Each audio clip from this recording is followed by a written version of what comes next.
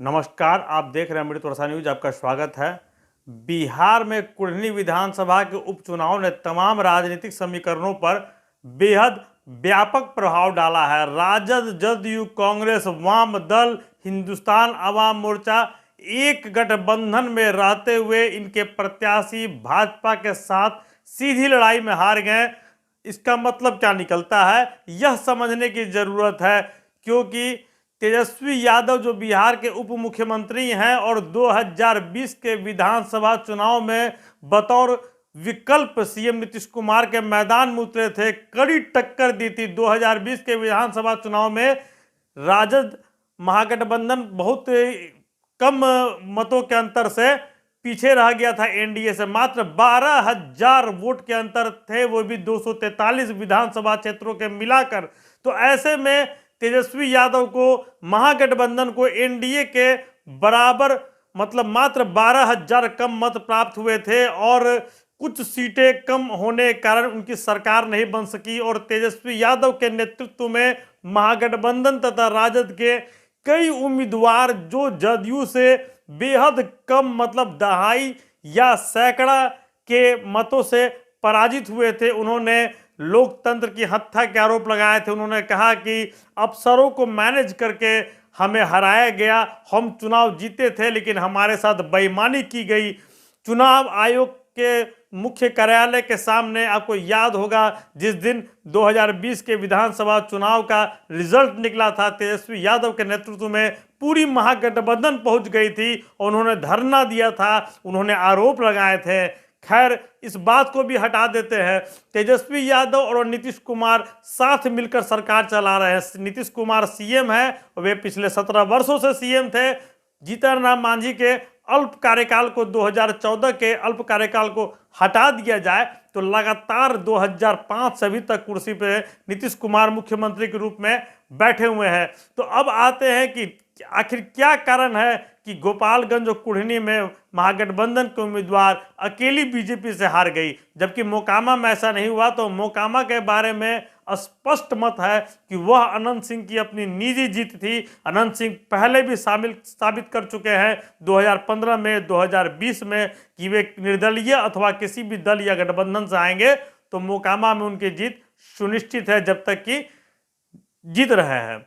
अब यह सवाल एक बड़ा है कि क्या कारण है कि गोपालगंज और कुढ़नी में महागठबंधन के उम्मीदवार हार गए, जबकि 2020 के चुनाव में जब जदयू और बीजेपी साथ थी तब तेजस्वी यादव के नेतृत्व में महागठबंधन ने कड़ा टक्कर दिया था। अब जदयू भी साथ है।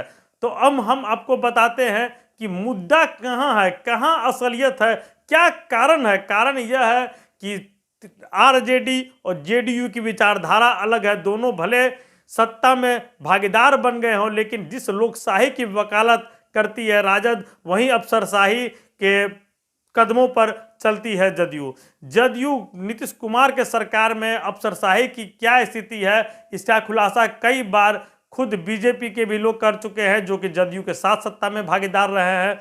राजद भी करते आई है। जब विपक्ष के रूप में जब तेजस्वी यादव नेता प्रतिपक्ष थे तो उन्होंने अफसरशाही को लेकर सीएम नीतीश कुमार के कार्यकाल में बढ़ चुकी अफसरशाही को लेकर उन्होंने कई सवाल खड़े किए थे। कई बार सरकार को कटघरे में लाकर खड़ा किया था। लेकिन सवाल यह उठता है कि अब सत्ता में आने के बाद भी अफसरशाही पे तेजस्वी यादव की जुबान नहीं खुल रही है, वे खामोश हो गए हैं। उन्होंने 2020 के चुनाव अभियान में रैलियों को संबोधित करते हुए कहा था कि जिस प्रकार ये अफसरशाही जड़वत होकर आपके साथ गुलामों जैसा सलूक कर रही है, हम आएंगे तो उससे मुक्ति दिलाएंगे। क्या हुआ उस वादे का जो नेता प्रतिपक्ष रहते हुए 2020 में विधानसभा के चुनावी अखाड़े में तेजस्वी यादव ने गरज गरज कर कहा था, और अब जब सत्ता में आ गए हैं तो उस बात को अब याद करने से भी परहेज करते हैं। तो हम बात कर रहे थे कुढ़नी की।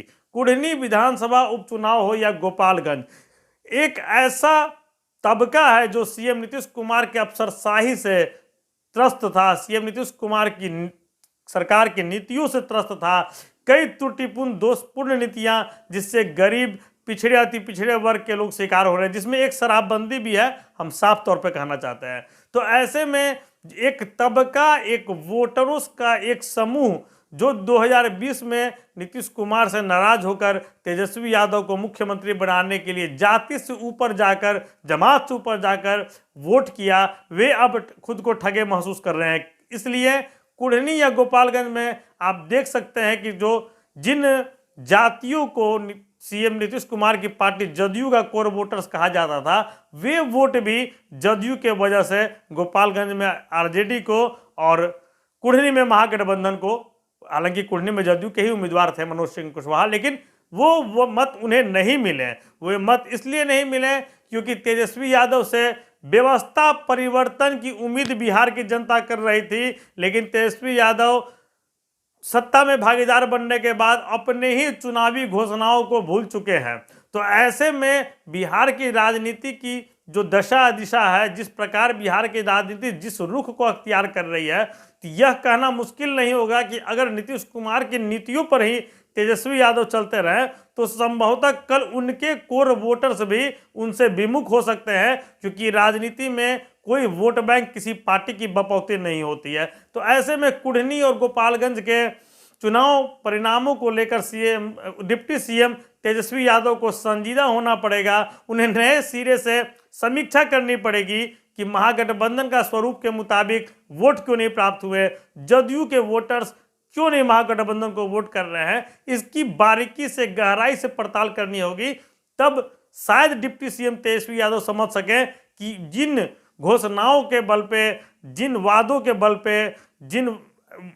बल पे उन्हें 2020 में बहुमत के करीब करीब वोट आया था, मात्र 12,000 कम मत थे एनडीए से महागठबंधन की।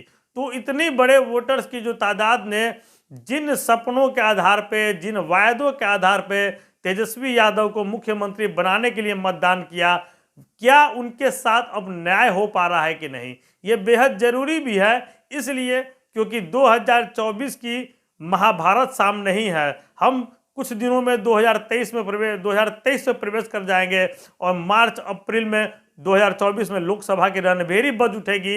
इसलिए भी राजद के लिए यह समीक्षा करना जरूरी है कि वोटर्स बढ़ने के बजाय घटते कैसे जा रहे हैं। इस चीज का अनुमान उन्हें मोकामा के चुनाव में भी लगा होगा कि जितने मत अनंत सिंह को मिले थे उतने मत नीलम देवी को नहीं मिल सके। तो बेहद जरूरी है राजद के लिए। और राजद के अंदरूनी सूत्रों ने बताया कि कुढ़नी के विधानसभा चुनाव परिणाम को लेकर राजद नए सिरे से इसकी समीक्षा करने जा रही है। आप देखते रहिए अमृत वर्षा न्यूज। धन्यवाद।